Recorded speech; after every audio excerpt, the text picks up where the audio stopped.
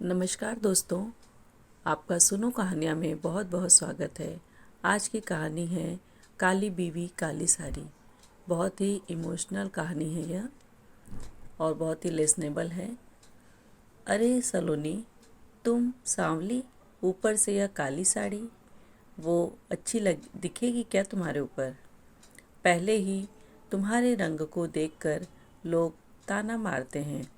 सूरज सलोनी को बोला, देखो ना सूरज, मैं बोलती तो कहती सास बोलती रहती है हमेशा। ऐसा लगता है जैसे कौवे को काला टीका लगाया हो। पति और सास का बोलना सुनकर जरा उदास हो गई। वो काली नहीं थी, कृष्णवर्णीय और सलोनी नाक नक्शे में अच्छी थी, पर पति और सास कलर को लेकर सलोनी को हमेशा ताना मारते थे।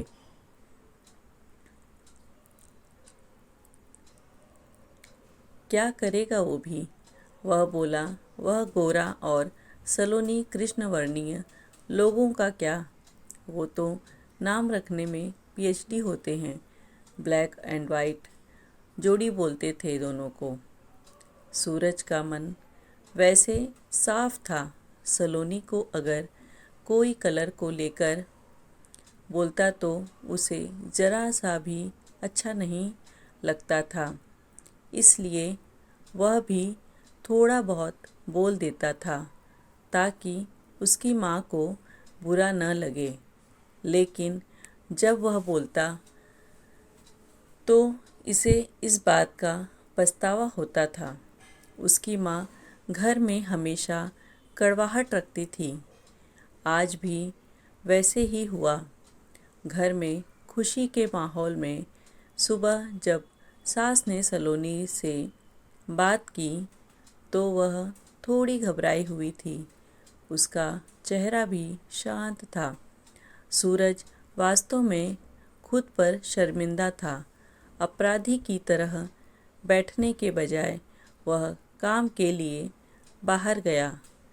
कई सारी महिलाएं काली साड़ी पहनकर सड़कों पर चल रही थीं।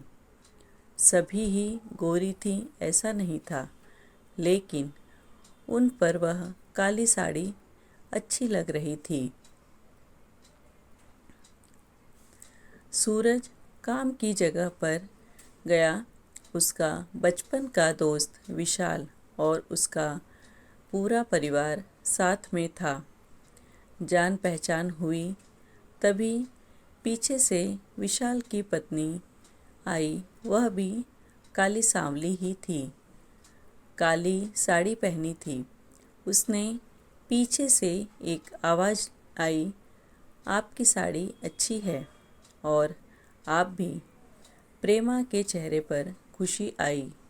उससे ज़्यादा विशाल खुश हो गया था। सूरज विशाल को कुतूहल से देख रहा था। विशाल ने वह देखा और जाना। वो सूरज के सवालों को हल करना चाहता था।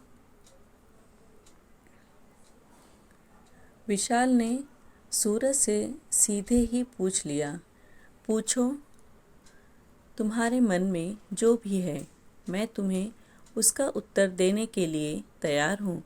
सूरज पहले थोड़ा परेशान था, फिर वह बोलने लगा कि नहीं नहीं, ऐसा कुछ भी नहीं है। विशाल ने सूरज से कहा, तुम मुझे नहीं जानते कि मैं लोगों का मन कितने अच्छे से पढ़ सकता हूँ। तुम तो मेरे बचपन के मित्र हो। तुम्हारे मन की बात भला मुझसे कैसे छुपी रह सकती है? विशाल आगे बोला, चलो ठीक है, तुम्हारा सवाल भी मैं ही बता देता हूँ। तुम यही सोच रहे हो ना कि मेरी पत्नी जो रंग से काली है और आज उसने काली साड़ी पहन रखी है, फिर भी वह और मैं इतना खुश कैसे?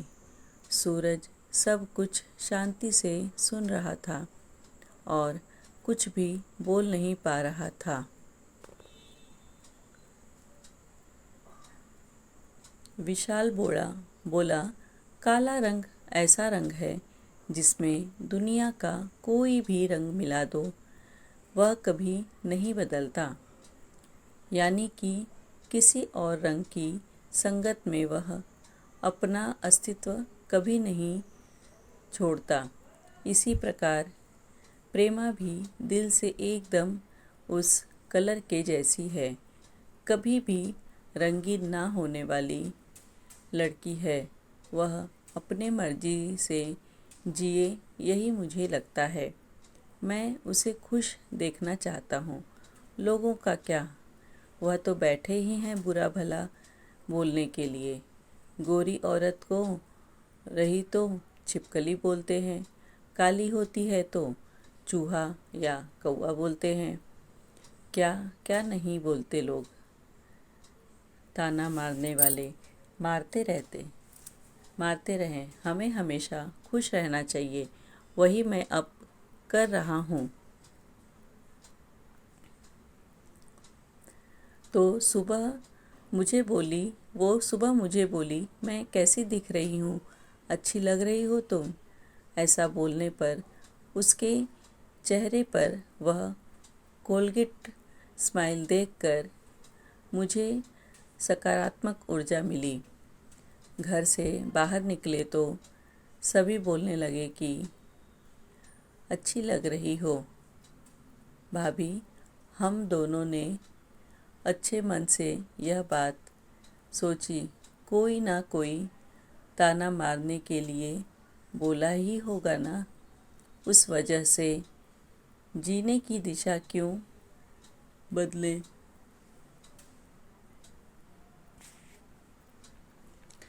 सूरज को उसके घर का सुबह का माहौल याद आया।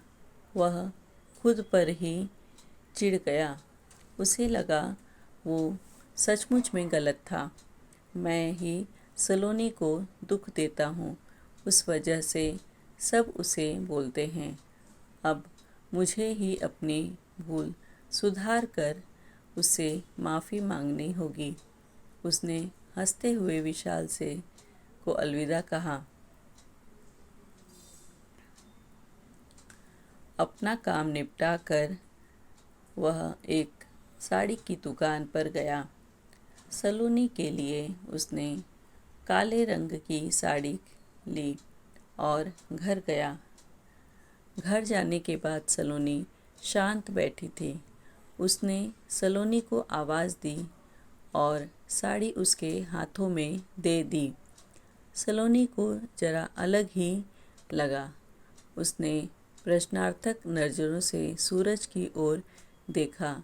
उसने बॉक्स खोलकर देखा तो काले रंग की साड़ी थी।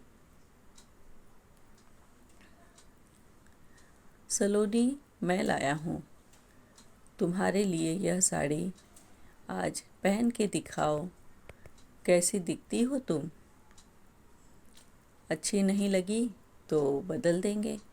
साड़ी को देखने तो दो, कैसी दिखती हो तुम इस रंग में। सलोनी को ज़रा अच्छा लगा। चलो तैयार हो जाओ जल्दी, हम ज़रा बाहर जाकर आते हैं।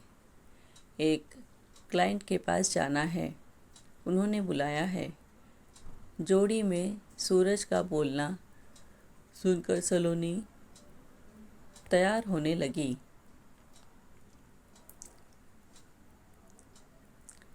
काली साड़ी उस पर, हल्का सा मेकअप और लंबे बालों की चोटी। सूरज भी क्या, सूरज की माँ भी सलोनी को देखते ही रह गई। सूरज बोला, सलोनी सॉरी। हाँ, अरे लोगों की बातों में आकर मैं तुम्हें हमेशा बोलता रहा और खरा सौंदर्य किसमें है यह मैं भूल गया था। रंग दो ही हैं, यह जानकर फिर जीना छोड़ दें क्या। अपनी खुद की पसंद छोड़ दें क्या। तुम्हें काली रंग की साड़ी पहनना बहुत अच्छा लगता था ना। पर मैं हमेशा तुम्हें टोकता रहा। अब मुझे समझ में आया, किसी भी रंग में रखते वक्त मन साफ हो तो खूबसूरती निखरती है। तुम चाहती हो वैसे ही जियो, मैं कभी भी तुम्हें नहीं बोलूँगा। और हाँ, सचमुच सुंदर दिखती हो। तुम्हारे रंग पर खिलता है या काला रंग? सलोनी के चेहरे की लाली और भी ज़्यादा बढ़ गई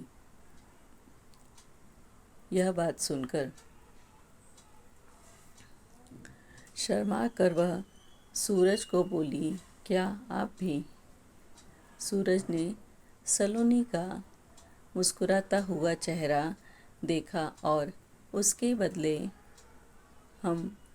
बदले हुए विचारों से सूरज खुश हुआ। मन ही मन में सूरज ने विशाल को धन्यवाद दिया, क्योंकि यह परिवर्तन विशाल के शब्दों द्वारा हुआ था।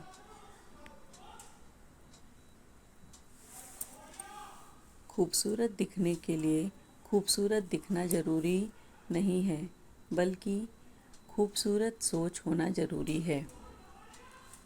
इंसान का अगर मन सुंदर है तो इससे कोई फ़र्क नहीं पड़ता कि वह किस रंग का हो। इस तरह यह कहानी समाप्त होती है। आप लोगों को यह कहानी कैसी लगी मुझे ज़रूर बताइए कमेंट करके। Thank you so much for watching my channel.